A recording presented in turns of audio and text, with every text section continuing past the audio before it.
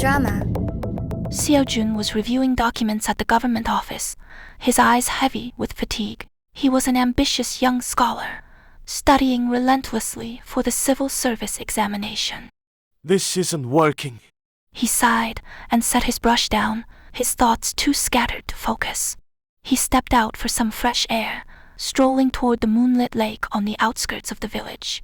Then, in the soft moonlight, he saw a woman bathing in the lake. Who are you? Flustered, Seojun instantly looked away, but the image of her was already etched into his mind. Did I frighten you, my lord? The woman asked, her voice as soft as a spring breeze. Seojun carefully raised his head. She was already dressed, smiling at him. My apologies. I was just surprised to find someone else out here so late. I was surprised to see you as well. My name is Yeon. Her smile seemed to eclipse the moonlight itself, and Seojun felt an irresistible pull toward her. Every night thereafter, Yeon came to him, and Seojun found himself increasingly captivated by her wisdom and beauty. Then, one night, walking by the lake with her, he noticed something strange. Their shadows stretched across the moonlit ground, but his was the only one. Yeon cast no shadow. That's odd. I can't see your shadow. Yeon froze for a moment, then smiled. Perhaps the moonlight is playing tricks on us. But Seojun squinted, studying her closely. Then he noticed something else. While the night breeze ruffled his own clothes, Yeon's robes remained perfectly still. A few days later, Seojun struck up a conversation with an old man in the village. Young scholar, I've seen you walking by the lake each night. Yes, I go there to clear my head and get some fresh air. Have you met a woman at that lake? How did you know? There's an old tale in this village. 20 years ago, a beautiful woman took her own life in that very lake. The man she loved married another woman, and heartbroken, she drowned herself. Since then, young scholars have sometimes spoken of meeting a woman by that lake at night. But every scholar who met her suffered the same tragic fate. The old man's words sent a chill down Seojun's spine. That night, he deliberately avoided the lake.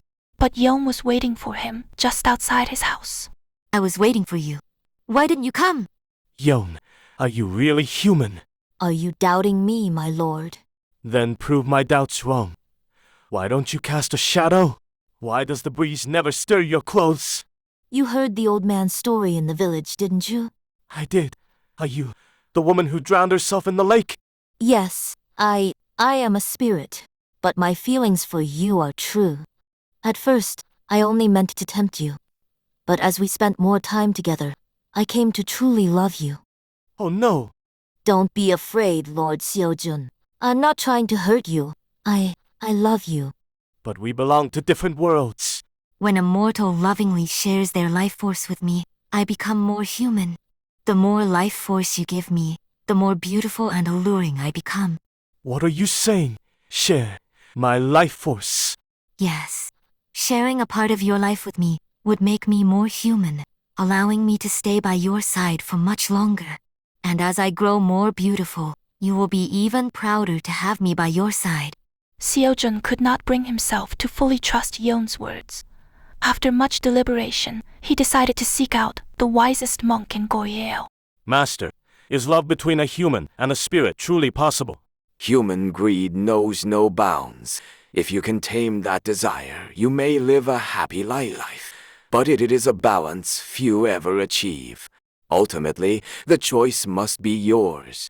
Everyone must walk their own path.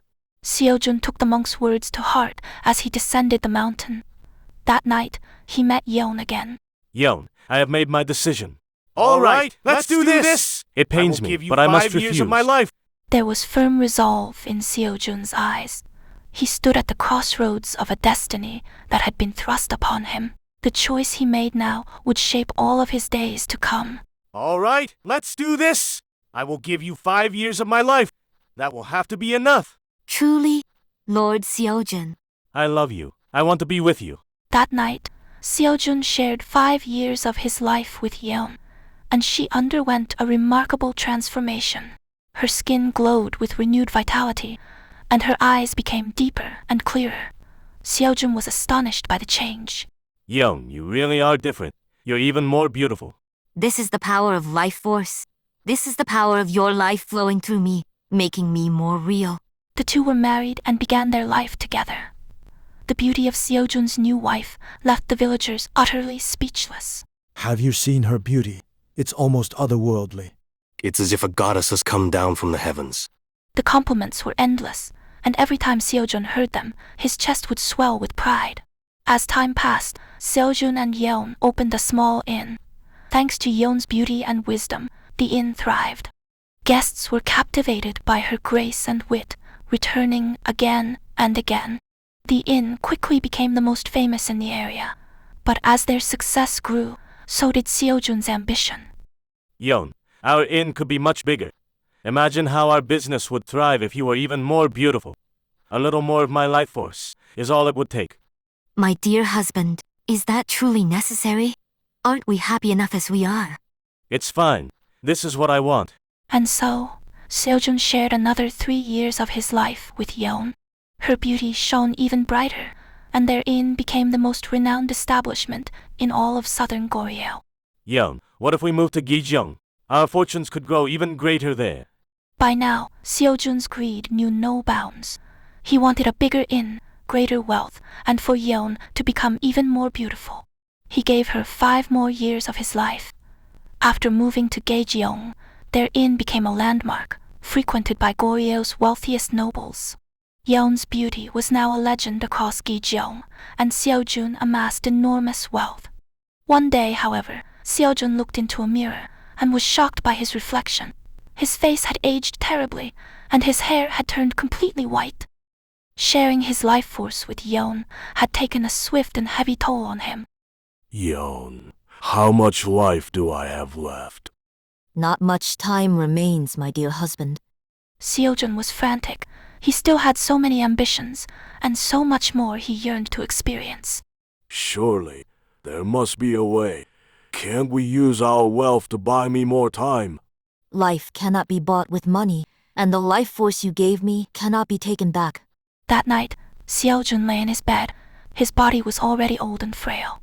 Yeon stayed by his side, holding his hand. Do you regret it, my husband? No. Every moment with you was a joy. My only regret is that I let my greed consume me. My dearest husband, you gave your very life to me. Thank you. I will cherish your love forever. And so, Seojun closed his eyes. The life he shared with Yeon had drastically shortened his own.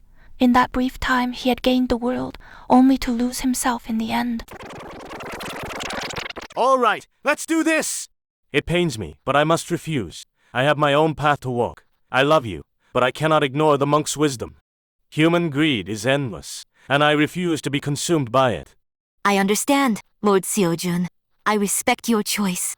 Seojun took one last look at Yeon and turned away. Though his heart was heavy, he walked away, certain he had made the right choice. Afterward, Seojun returned to his hometown and lived a simple life. Though success came to him more slowly than to his peers, he was content with his life. Slowly, steadily, he walked his own path. One day, his old friend Yehyuk came to visit. Seojun, I heard a new inn opened in Busan. They say it's the most famous in all of southern Goryeo. Shall we go see it? They say the innkeeper is the most beautiful woman in the world. Seojun paused, deep in thought. Driven by curiosity, he and Jaehyuk headed to Busan. When they arrived at the inn, a truly stunning woman greeted them. Her beauty was unlike anything Seojun had ever seen.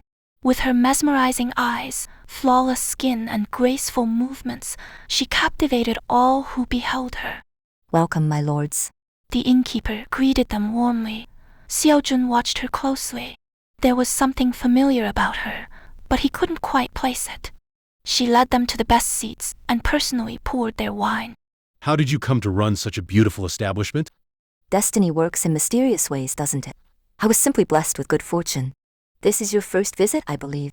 Where are you from, my lord? When Seojun mentioned his hometown, the innkeeper's eyes sparkled. She led Seojun to a private room and brought out finer wine. My lord, I have a proposition for you. Why not help me manage this inn? Someone with your talents would be a great help to me. Her voice was sweet, her gaze alluring. Yet, Seojun couldn't shake his unease. I thank you for the offer, but a man must stay true to his own path. Seojun politely declined and left the inn. As she watched him leave, a deep sorrow filled the innkeeper's eyes, but he never saw it. Years passed. By 40, Seojun had become a respected official in Yeon. His steady, diligent work had finally paid off. One day, Yeon came to him again. Seojun, there's a new inn in Yeon. They say its proprietress is the most beautiful woman in Goryeo. Shall we go? Sure, let's go check it out.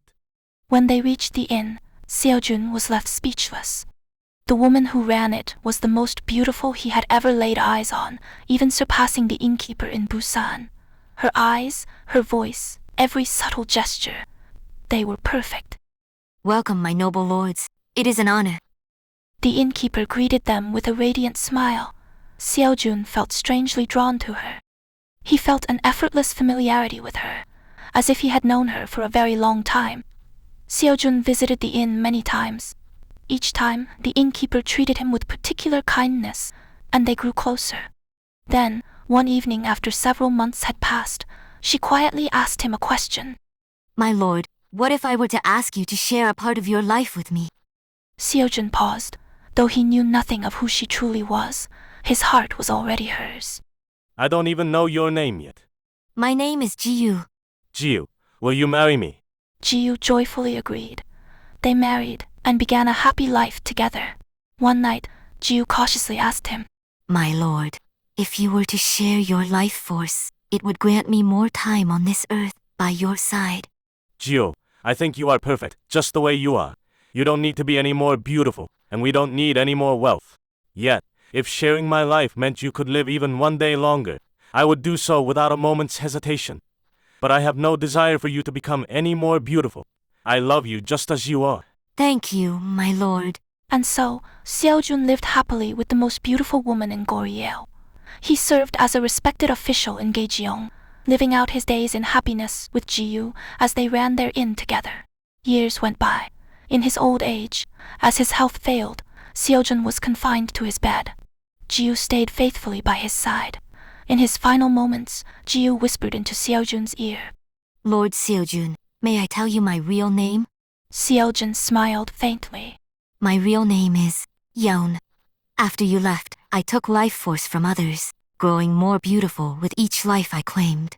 But in all that time, none offered me the true love I found with you. When I came back to you, I didn't want your life force. I wanted your love. And you gave it to me. Yeon, I knew.